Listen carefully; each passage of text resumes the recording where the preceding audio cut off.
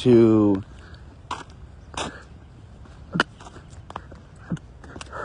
get rid of this malaise, this distaste for life.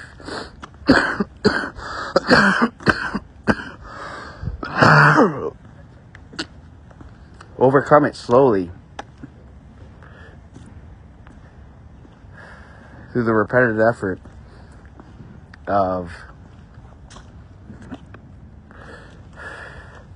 words and affirmations of positivity and value.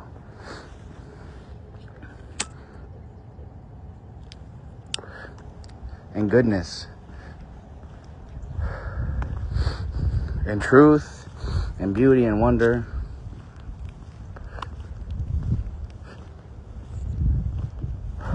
There are enough things. So the whole idea of not being irritable the whole day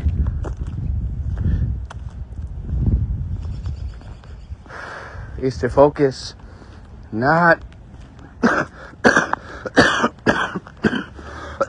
don't put your energy into what won't make you happy or the things that don't make you happy, but put your energy into thinking about those things that happen in a day that make you happy.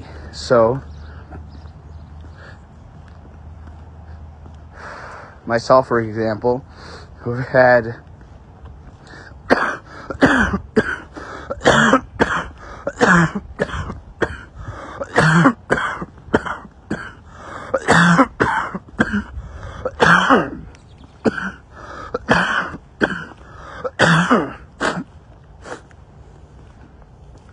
damn it, this is an absolute mess.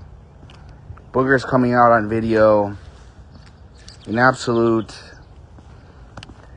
get through life without suffering or experiencing negativity is an absolute impossibility, which means that the techniques and the coping and the dealing with and the managing and the handling of negativity, depression, stress, anger are all absolutely necessary for the proper survival in this world without developing the most crazy neuroses or just odd or ill ways of looking at life that deter from truly living and enjoying in it and being in it. But let's walk towards the sun. There's more optimism in walking towards the sun than some old man with a little tiny dog. Who wants to walk towards that?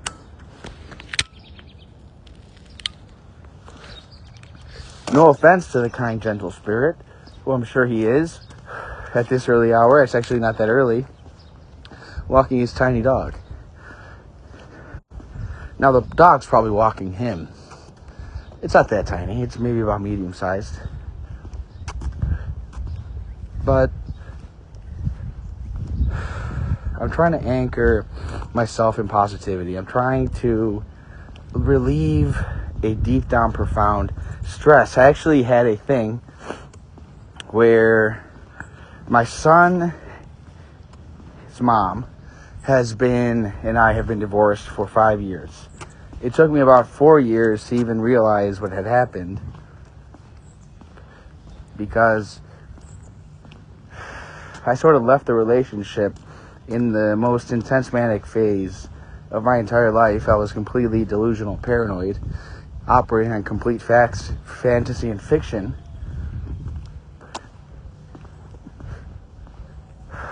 Being guided by lights that I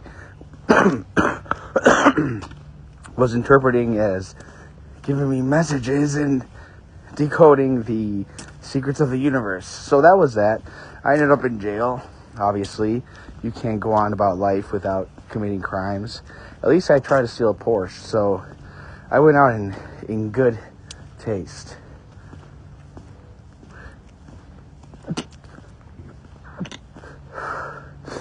Now, we actually have to see if this sticks in ChatGPT, because we're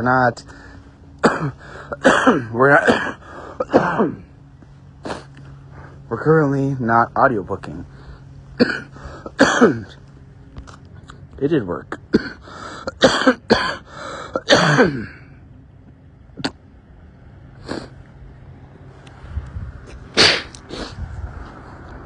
The advantage of using ChatGPT is that you can see your text and see what you were just talking about. So, basically, he's here. He's been here the entire week. It's been fantastic. We're spending time together, which we don't get to spend, so it's a lot of catch-up time. It's wonderful. He's like 4 years old, so he's barely conscious of any of this. But anyway, we're having a bunch of fun. But his mom keeps calling from out of town, which she's on with her new found lover, or boyfriend, let's just call it, to be less weird. And I'm not weird about it. It's fine. It's perfect. It's about time. We've all both moved on long ago. It's been 5 years. It's all in the past. But the dynamic of having a male figure for my son who's around him more than I am is absolutely new to me, and it's been something that I've been processing. And somehow at the back of my mind, there is no grief. I had grieved this relationship last year, and it kind of put me into the manic episode that landed me up into all these hospitalizations. And because I was grieving so strongly, because I think I put it off. I just kind of left, and once I realized that I was actually manic when I left during this last year, and all that kind of realization came to light, it was kind of like a grieving process. Well, that ended at the end of last year, and I rebirthed this year wondrously. Again, every year I rebirth. Some years, actually, not so much, or it's been a more dead year, like the arrests years, the jail years, let's call them, or the house arrest and all that business, but not to go into too much detail, since that's all in the past, and the future is bright and glorious, and we will remain as free as possible, whether here or in jail. So, let's see what ChatGPT said. Oh, of course, I put it into the wrong chat. So, and we're not actually seeing what ChatGPT is saying, so let me see what ChatGPT is saying.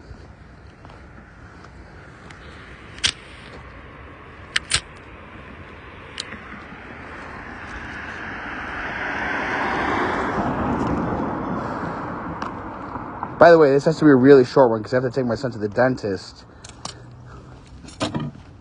It's just a lot closer than I thought, so we have a little bit of time to indulge ourselves. So, into ChatGPT.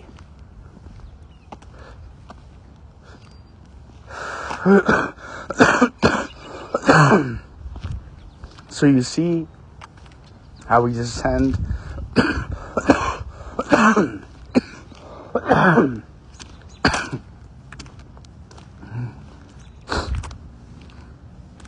Those who have been with us, at least since the last 3 books, who have read the last 3 books, know that we go from life to philosophy, to music, to art, to space travel, to technology, to whatever it is, and I apply my absolutely fantastically wonderful introspective gaze onto that singular thing and probably dismantle it before your very eyes before reconstructing it again in a more magnificently new way that is poetically charged, lyrically beautiful, and philosophically, let's say, integral. It actually makes sense rather than the sort of pastiche idea that we have of said object or thing, idea or institution, before we even set our clear and firm gaze intellectually on it. We have a baby. We will not smoke in the same sidewalk as a baby. You know, out of babiness. So, I gotta hurry. The struggle with malaise. It's not malaise, it's bad bearing in life. It is a sort of waking up and questioning why everything exists. And It's the worst way. I mean, if I end the day manically supercharged with energy, as I typically do, with absolute enthusiasm and energy, it only makes sense that I would be, chemically, emotionally depleted in the morning. It goes away, it evaporates really quickly. I change mood, into the sort of normal, resilient, perseverant, and just, let's just say resilient is a better word, because it implies the facing of adversity and the overcoming of it with tenacity, with a sense of vigor. And that's what should be searched. Hey, if you've ever looked up Theodore Roosevelt, one of our coolest presidents, Teddy, after whom the teddy bear was created,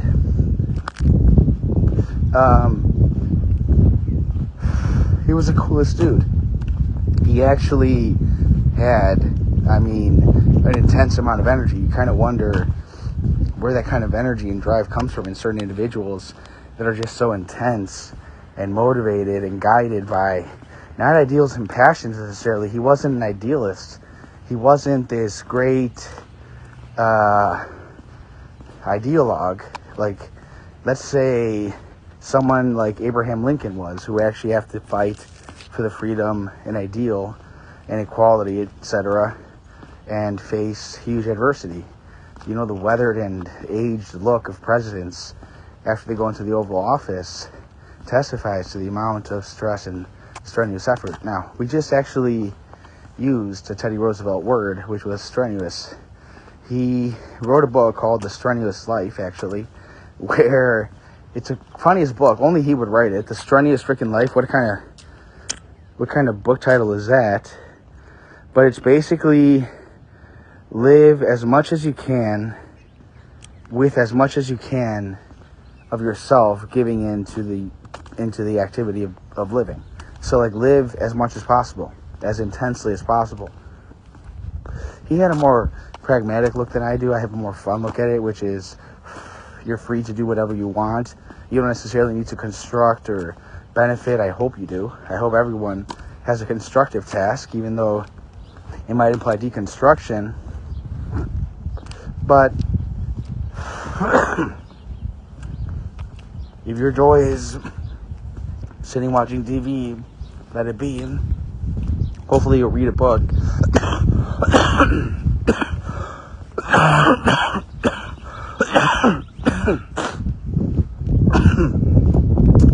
I would recommend Thus Spake Zarathustra by Nietzsche. It's a holy book. Or one of mine. One of my more recent books, Transcript.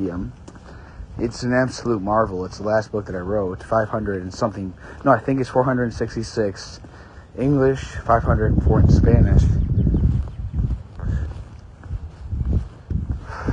Some of these videos might be in Spanish, by the way. I don't even know if I'm recording myself. We are no longer recording on ChatGPT. So, struggle with Malaise. None of that was caught into ChatGPT. Do you see how inured we are to loss? How much it bounces off of us? It isn't Malaise. It's a bad bearing with the world. Existential reflection on negativity as a necessary component of life. This is an obvious reflection. This is something that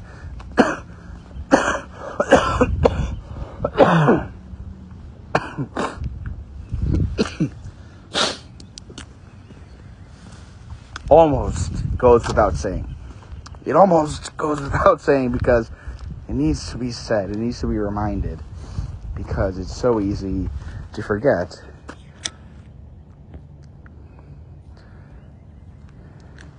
I actually have to get going now. And so we're going to make this a final sojourn, or a final sprint back.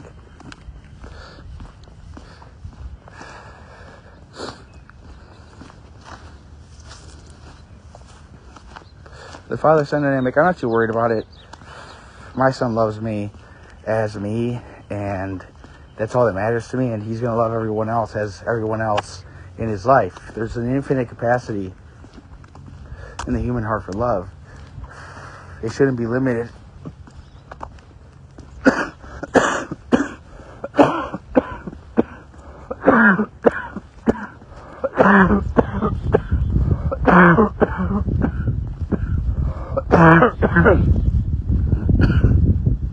Now, human love is one thing. Human fidelity is another thing. There's an infinite capacity for love, but a very finite, rational capacity for loyalty. Because with loyalty, you find yourself with rational obligations that can be easily contradicted by somebody else, and therefore you're set to choose which of the two you choose. And that's what is difficult of loyalty, is who will you be loyal to in the moment when there's a conflict. And that's never posed with love necessarily. It's not who you love. When will you still love when you love somebody else? That's not the case. There's an infinite capacity for it. There's even an erasure of memory, a sort of oblivion that happens that allows for infinite capacity. So the infinite capacity is the erasure of a moment of all prior love in the moment of love for another.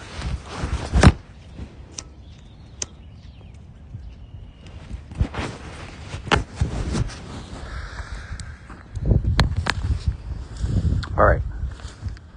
Oh shit. This entire time, you haven't even been looking at me. Good thing, because I've been just boogering all over the place. Well, what do we lament?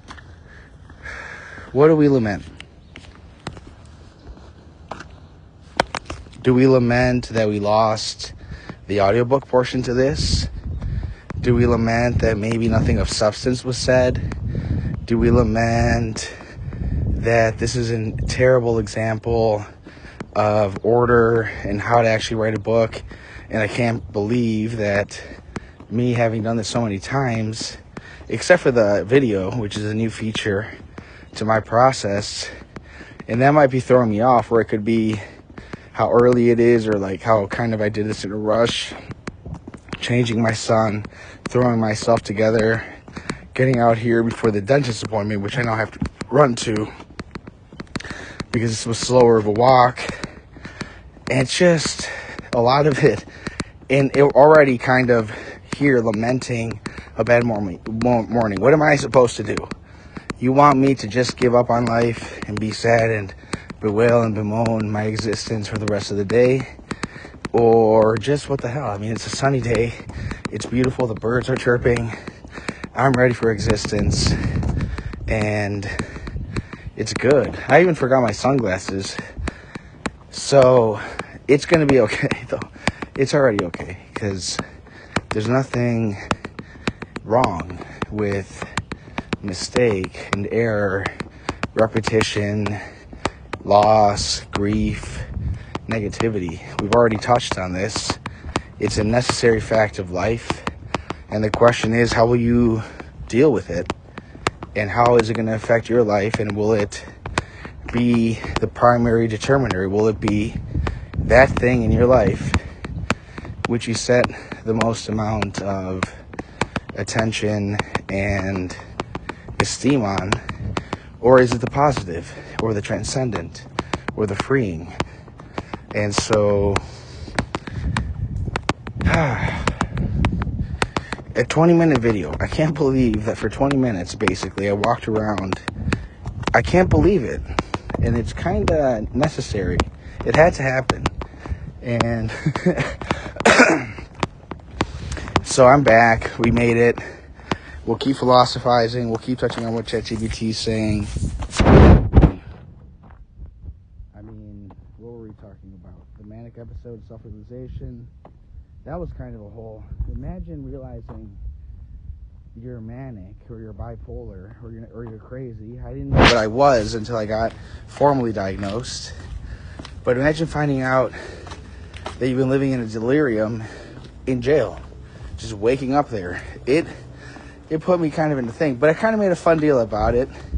I kind of took it as an adventure, kind of made a movie about it, pissed everybody off by having as much fun as possible, and I got out of that bitch, so who cares? Have a great day. Let's see if ChatGPT... Let's see. What a glorious day. Oh, it's going to be good. It did go through. Au revoir.